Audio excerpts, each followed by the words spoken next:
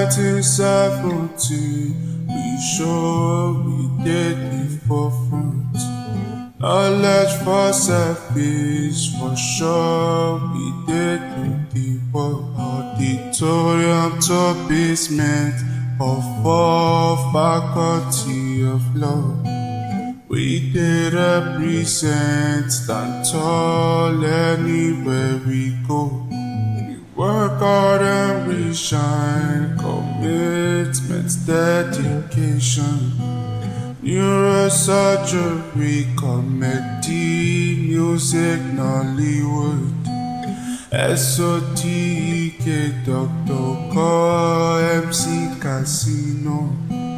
We did represent, stand tall anywhere we go. Great Uniben, great Uniben, great Uniben, great Uniben.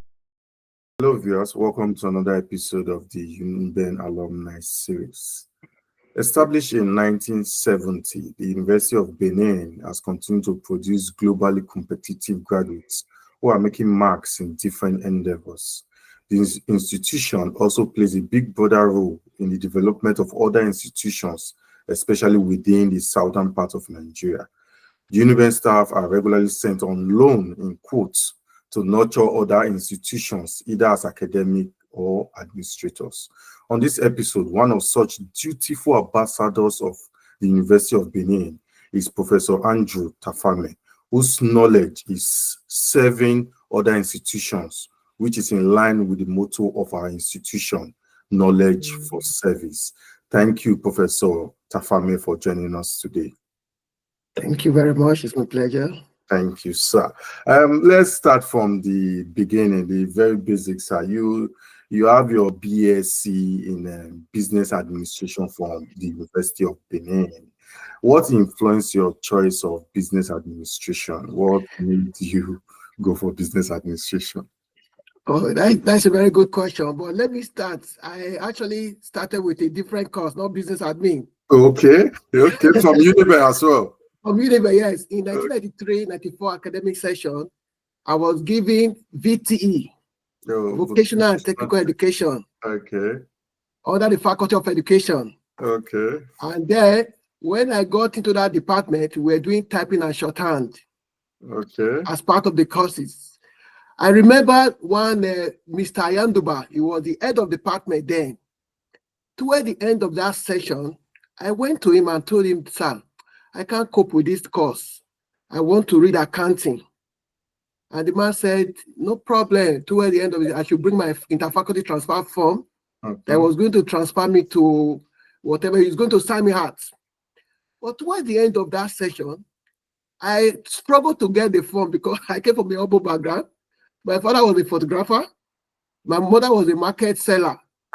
Getting money to buy interfaculty transfer form was not a joke. After struggling getting the form, the man refused to sign me out. I remember then there were bikes on campus, and the man was going home. I took a bike. I followed him. When I got to his house, I saw the wife. I started crying. And I told the wife, my life is in your husband's hands. And the woman was worried.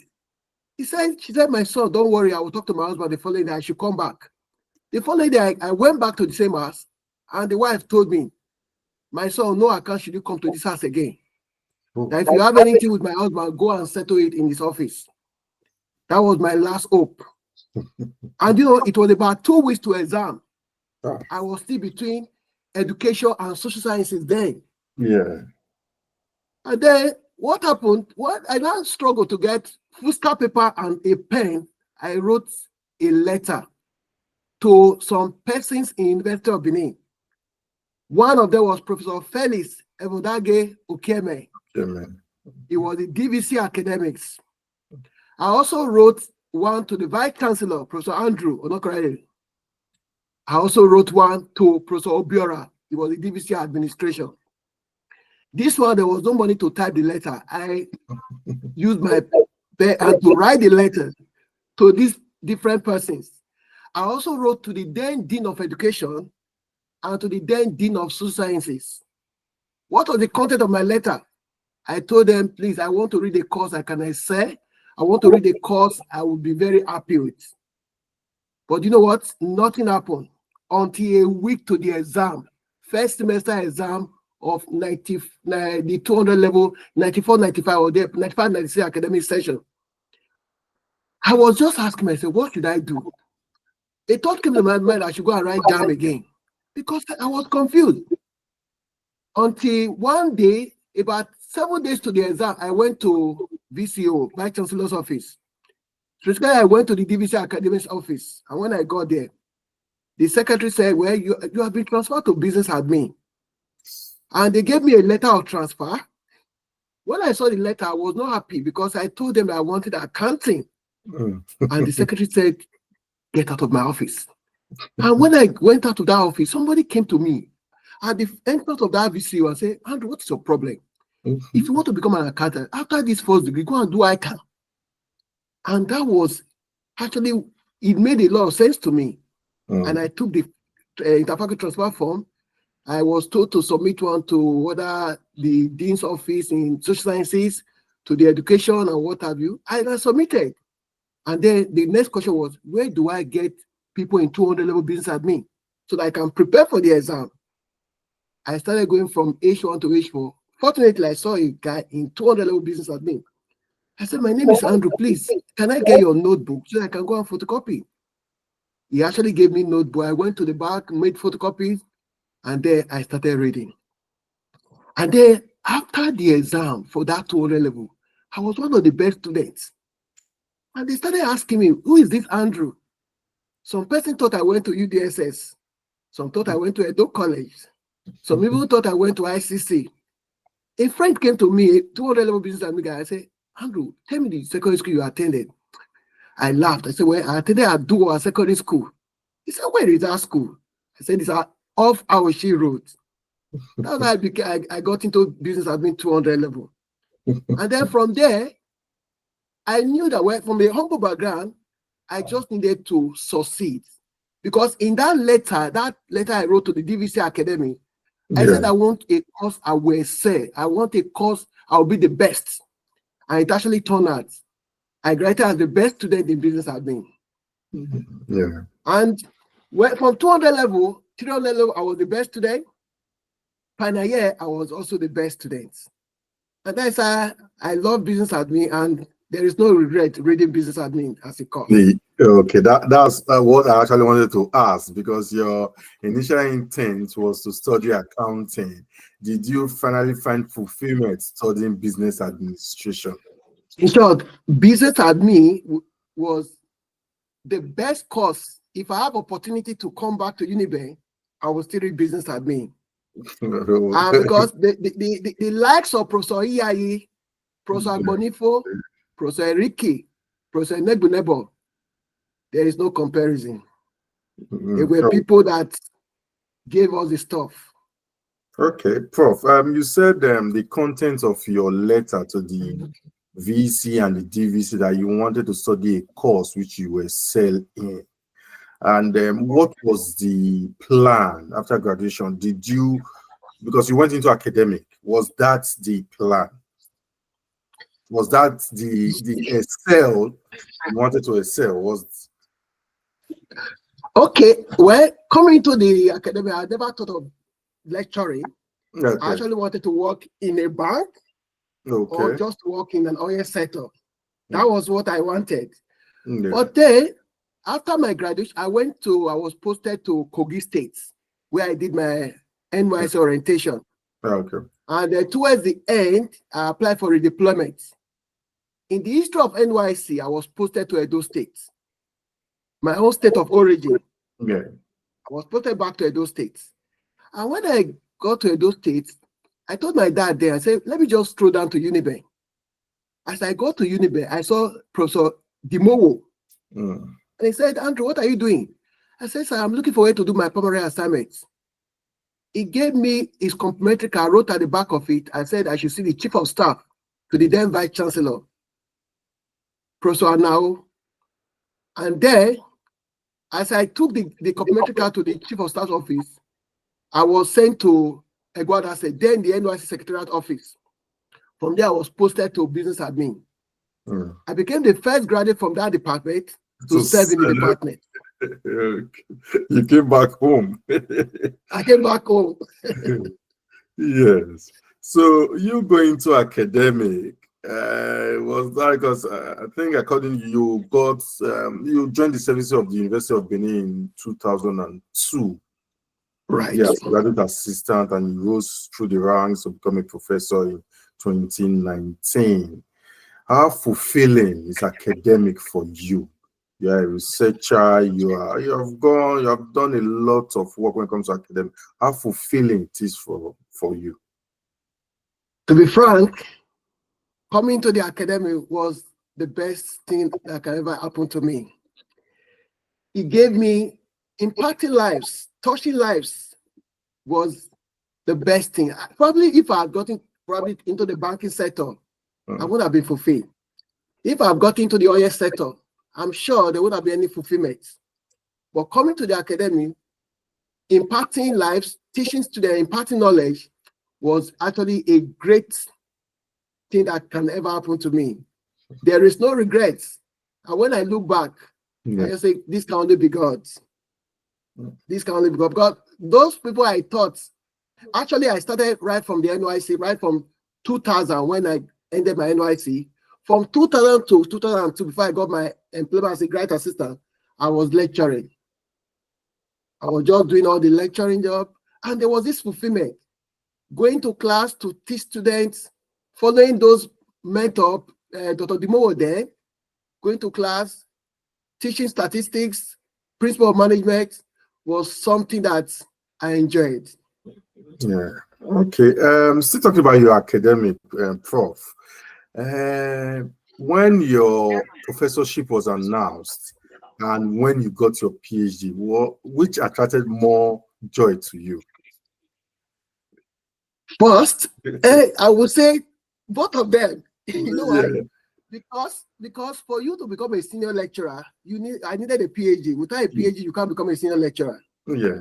I remember when I was a graduate assistant, what came to my mind was, oh, I just want to become an assistant lecturer. And when I became that, I said, well, I want to become lecturer too. And when I became that, I said, oh, you know, this issue of Maslow's hierarchy of needs, you just want to get to the. But then that PhD was actually a sign of fulfillment for me. But then after that, I was still aiming at the top that I want to become professor. I remember when they announced my professorship, I was so very happy. In short, I called Professor Salami and I thanked her and I gave the phone to my wife to also appreciate Professor Mrs. Salami. Okay, Prof, you've spent cumulatively as a student, as a lecturer, you spent more than 2 decades with Uniben. What life skills has the university taught you that you still use till today and said, oh, I learned this from Uniben? Well, to be frank, Uniben is a place to be. Well, Uniben taught me several things. One, Uniben taught me that there is no shortcut to success. There is no shortcut to success. Uniben taught me integrity. You know, there are people who say, Tafamel is too strict. It was those that taught me that you must do what is right at all times. Uniben taught me hard work. I remember there in school, when I get a notebook, let's say 40 leaves, at the top of it, I'll write determination brings success. There was this consistency. It was not just going to school. I was always aiming to be the best. Uniben taught me that when you have this confidence in you, the sky becomes your starting point, not your limit. And with the personality of lecturer that taught me, they actually gave me a lot of things, of course, interpersonal skills. I remember Professor Yayi, he will ask us to come and do presentation. And those things actually taught me having skills that you can also use to relate outside the environment of the academies, the University of Benin. I remember when I went to US for a conference, after delivering my paper, they started applauding. I was just saying, what are these people doing? that this thing is not just, I didn't learn it today, but there were people in that university that taught me these skills, and I'm just showcasing some of them. Right. Okay. Prof, you are lecturing, you were once a student in the same institution. What are the significant differences between your time as a student and now as a lecturer when it comes to academic culture, when it comes to students, teachers relationship? What do you think, has it really changed, or at this? Yeah, okay.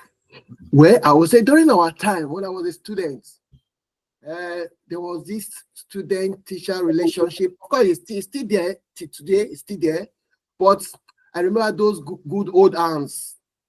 They were really fathers. They were mothers. They actually fill the gap, because of course your parents, my parents were not there, but these were people you see on a regular basis. Yeah. Like I remember the likes of Professor Yayi. Was somebody you just look up to, especially during his lecture. You just look up, oh, I want to have his class. I want to attend his class. Professor Agbonifo, these were people that were scholars. They were renowned scholars. And comparing my time to this present situation, well, lecturers are still trying, but the government have a role to play. They have to provide a conducive atmosphere for the lecturers to put in their very best. Yeah, but I would say my time was a good time. It was a good time, not because it was all that rosy, but it was a time where you just need that academic culture that if you don't read, there is no shortcut to success. If you don't read, you can't pass. Of course, people believe that then, of course, these days people believe education is a scam, but education is not a scam. Whether you like it or not, Uniben want to say knowledge or service. You, after getting the knowledge, you must put it into use. And my time was really, really a good time, because the lecturer that taught us gave us what we wanted, and it's still helping me till tomorrow. They gave us the stuff, they gave us the confidence, they gave us it taught us integrity. There on no account should you see a color black and call it white. These were things from Professor Yayi. I remember when I became head of department, I least expected it. Thanks to Professor Oshodi. And people were saying, this small boy is not the head of department, and how is he going to succeed? But because of those older ones, the senior colleague taught me a number of things, I succeeded. During my headship, I remembered that there was this set of MBA 2012-2013 academic session. They entered and they finished within the stipulated period. It was a remarkable, it was something that till tomorrow, those set of people, they are still appreciating me. They entered at a point and they finished. This issue of, oh, you're going to stay for a 2-year program, you're going to spend 4 years. It never happened during my time. Okay. Prof, we have different eras in the institution. Me, I for one, my era is quite recent, not too recent now, but quite recent compared to you. But even the older generation, the late 70s, 80s, we talk about the Uniben, they saw the Uniben where they had the cafeteria, where they had lunch, and government were providing those stuff. But during your time, the 90s, how was the institution? How was Uniben? Well, we never experienced that cafeteria. You know, those 70s, they were really enjoying. But then we never experienced it. But be that it may, well, we're going to the Booker.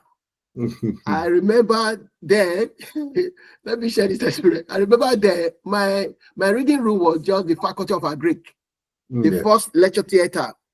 I remember after reading, I went back to Ofo. I all through my study, my period in school, I was in Ofo. I went back to Ofo and I said, let me just go to the behind and get water from the tap. I fell down. And then some friends came and said, oh, let us take Andrew to the health center. Yes. As they were taking me to a health center, at the front of Ofo, they used to say bread, momo, and what have you. And they said, okay, probably before they give Andrew injection at the health center, let us just get bread and momo for him. And behold, they bought bread and momo, and I ate. And behold, Andrew became very strong. It was not because of I was sick. It was because I was doing 001 and 101. That was it. I became very strong, and they were all laughing. Okay. Prof, you've worked in different capacities in other tertiary institutions. Where do you place Uniben among all these institutions as regard academic culture? Uniben is number one. Without missing words, Uniben is number one. Well, in the UK, for example, I've taught in a school and I've taught in other places in Nigeria. Yeah. Uniben is number one. What makes Uniben stand out? Yeah. Come again? I said, what makes Uniben stand out? Yeah, because of that rigorous academic culture. You have no choice than to adapt. You have no choice that it is actually when you see lectures come here, it is so you just have to be strong. They give you what you are expected to use in the workplace, not just knowledge that ends in the classroom. And of course, you see rigorous lectures. You are finishing one, you have short break, you go to the. It was really academic excellence at its best. And therefore, when I compare Uniben with other schools, to be frank, the crop of lecturers is second to none. There were people that they know their onion. There were people that, when you are in their class, you want to hear more. Of course, these are people that not just people you just want to pick from the road and say, these are lecture. No. From other schools, for example, without mentioning, they can just get people from elsewhere and say, come and lecture in the classroom. But these were people that were grounded in their subject area. For example, in the case of Professor Yayi, he was known as somebody in the area of behavioral sciences. Professor Agbonifo was in the area of marketing. Professor Enrique was in the area of finance. And those things they taught us, of course, when I became lecturer and when I went to other universities to also lecture, these were things I put in use. Yeah. The standard is not compared with other schools. Uniben is indeed Unibest. Yes. Prof, if you are away right now, but when I believe you will go back to the institution. Yeah. And if, for example, if you are with the Vice Chancellor right now, what would you be telling him to uplift our institution? What areas will you tell him that demands urgent attention to upgrade our institution? Yes, well, in the area of transcript, is very, very important. The area of transcript. So I want to also suggest that when students are graduating, they should get their certificate that same day. That's what happened in the Western world. When they are graduating, they should get their certificate. And then lecturers should not actually be doing anything by proxy. Actually, just send your material to the classroom. They should be in class and do the needful, impart knowledge, have face-to-face, have one-to-one session with the students. Prepare them not just prepare them for the future. To be frank, I want to say that Uniben standard is very okay, but in the area of this transcript, somebody graduate from Uniben, getting transcript becomes problem. No, there's need for a positive attitude so that you can say, yeah, I graduated, I've gotten my transcript, and even the certificates. And outside the issue of transcript, where the academic culture, most of the programs have been accredited, and they also need to get more resource persons.